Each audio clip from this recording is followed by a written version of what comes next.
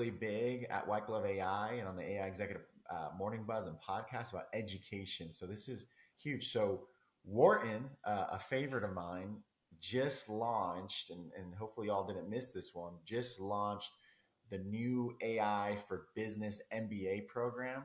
And it's not only your MBA program from and undergrad major, but also undergraduate concentration, or if you're looking to do that on your undergraduate degree and then go into the MBA program. So I thought that was really cool. We've brought up Samantha, who's behind the scenes, who's doing a lot of stuff on the marketing in AI. And now we're starting to see these MBA programs like, hey, we got to bring this in because it's, we've done, what was it, Nick? The business from scratch that is coming up. Like it's starting to integrate, and I'm excited to see Wharton taking the lead here.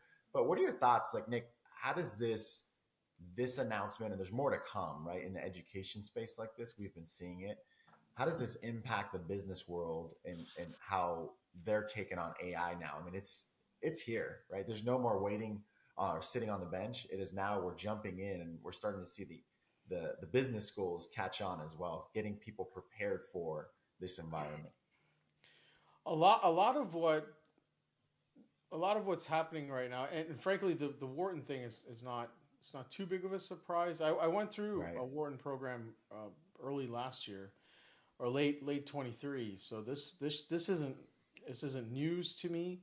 But I think that more and more schools are coming out with AI programs now. I I This is my personal opinion, and not that of my employer, even though I am my own employer. Um, I don't think higher education is composed in a manner to keep up with the Mm-hmm. changes. Mm-hmm. That became very true during the IT era and the security era. For example, I don't have a degree, right? I survived on the job training. I survived on upskilling through frequent interactions with the technologies I worked with.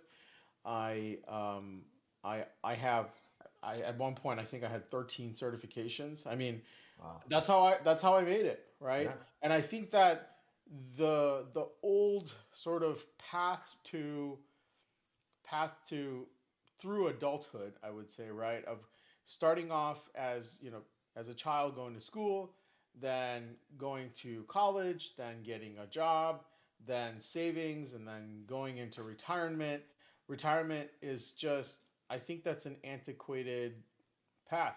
Mm-hmm. And I think that the new paths where your your skills are really important now, right? What skills you have as a person, where both your hard skills and your soft skills become ever present. Um, I think it's really important to understand that there are different ways, right? And this is a really great. Samantha's going to bring up a quick Oh, I love this. screenshot I saw on LinkedIn. I believe Greg Eisenberg, the CEO of Late Checkout, he Mm-hmm. posted his thoughts on this. I think there is a Mm. new path, and this new path is not all that new. Some of us who didn't want to go to school discovered this early on, right? But the skills plus your assets plus your audience, Mm. that's the new path to success, Value. right? There are, and I'm sorry to the parents who you've been telling your kids you have to go to college. I'm sorry about that. But I hope we help you adjust your worldview on what it means to be successful or become successful and the path to success. Your children have innate ability that they were born with, things that they're really just naturally good at and better at than others. And this new model at the bottom of the screenshot really helps your child discover what they were put in this world to do. Yeah. One thing to look up is the ikigai. It's Mm. a philosophy, or Mm-hmm. it's a Japanese philosophy. It just really reinforces this new path. Yeah. That reminds me of, if no one's seen it, the documentary Jiro Dreams of Sushi, right? Now they don't use the term, and they should have, Ikigai, but it's pretty much what it's purpose driven, right? It's community driven. It's your health driven. So I love that, and it's not about, college will be different.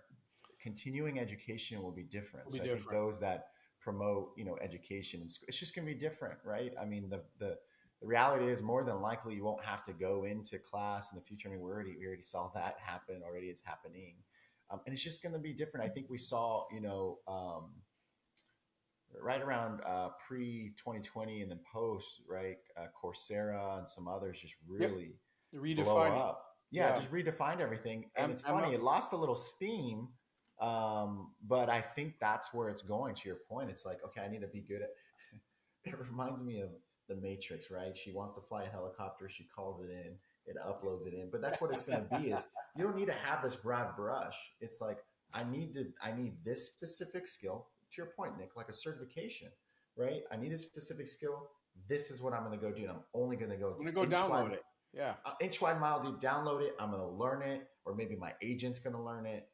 And that is going to be how we do things now and in the future. It no longer has to be this massive textbook. We're going to get through the whole thing. We're going to go down the Memorize. syllabus and Yeah. memorize. And I'm like, I'm just crunching it on, except for those that are like, have those photographic memories. Like I had friends like that. Like, dude, you've read it once and you're acing the tests and all that. But yeah, it's interesting. Jason, thoughts on this piece on the education front? I know we've had a lot of conversation. I think there's a lot there. I think the one thing I would like to highlight to all the executives is, Wharton has a great program, and Mhm. Ethan Mullick is one of the lead professors in AI there.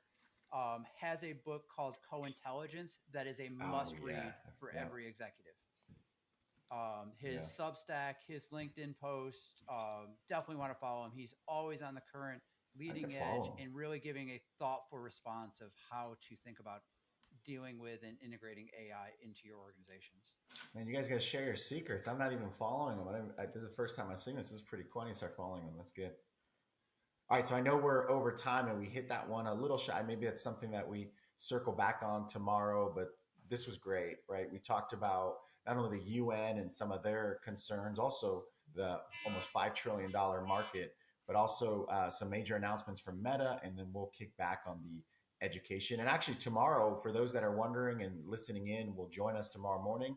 We'll be talking about implementation strategies, so more practical items that we'll give you all as you're using AI across different industries.